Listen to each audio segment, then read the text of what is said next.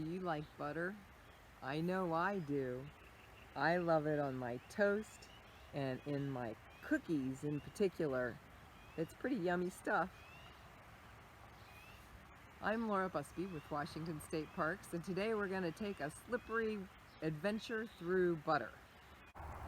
We are at Olmsted Place Historical State Park, and we'll start with taking a quick trip back in time to see how Sarah Olmsted would have made butter in the late 1800s. Then we'll see how we can make butter here today at home. The first thing you need to do is milk the cows, and we've got a really nice herd of Jersey dairy cattle out back.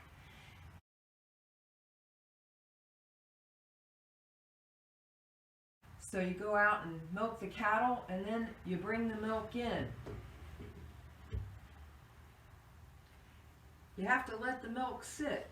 So I put the milk in pans and let it sit overnight or for a while until it separates.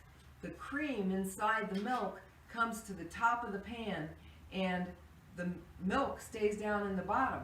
So then I just use my skimmer here and skim out that cream and to put it in my churn so I can make that cream into the butter that we all love so much.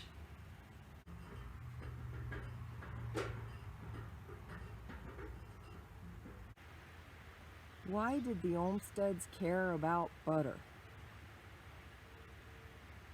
Well, they had a dairy farm, and that was how they made their money. They milked cows, made a lot of butter, and sent that butter to Seattle so that people who lived in the city and didn't have cows could buy their butter. Today, we can just buy butter or margarine at the store, but it's fun to make it at home. People have done that for thousands of years around the world. So what do we need to get started? In order to make your own butter at home, you'll need some ingredients. One of them is heavy whipping cream. Another one is a jar.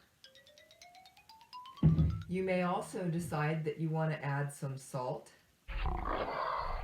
And lastly, you'll need a bowl and running water, which the Olmsteds didn't have. So you put some heavy whipping cream in your jar and make sure that the lid is on nice and tight. And then you're going to use that elbow grease and shake. Shake that jar, and it's going to take maybe 7 or 10 minutes to actually get to butter. So keep shaking for a while. Yep, I'm still shaking. How about you? I've got whipped cream after about 7 minutes. It's definitely like whipped cream in there now. See? Oh, it's still a little bit runny, but it's definitely, I'd put it on my pie. It's going from whipped cream to an even lumpier consistency. You can see it's pretty lumpy. It's not spilling out as I turn it sideways. This is exciting. Okay, I'm trying to make it butter. I'm really shaking. It hardly shakes. It gets to the point where it doesn't seem like there's any shaking going on in there at all, but oh, it looks different in there, doesn't it? We're getting there. Ah! Wow, it just changed really fast.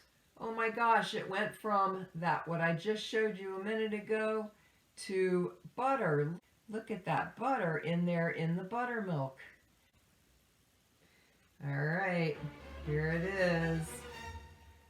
The butter. Oh my gosh, look at that. And there's some buttermilk down in the bottom of the jar. Almost looks like ice cream, like I could just eat it like that. So after you pull your butter out of the buttermilk, you're going to want to put it in your bowl with cold, cold water. You can even use ice if you like. and rinse until that buttermilk is all out of the butter. So you can actually squeeze the butter a little bit and manipulate it around until you get all that butter fat out, and the water runs clear, and you just have your cold piece of butter left. Once you've gotten all the buttermilk out of your butter, you want to put some salt in, just a little salt. And let's not forget the most important step at all.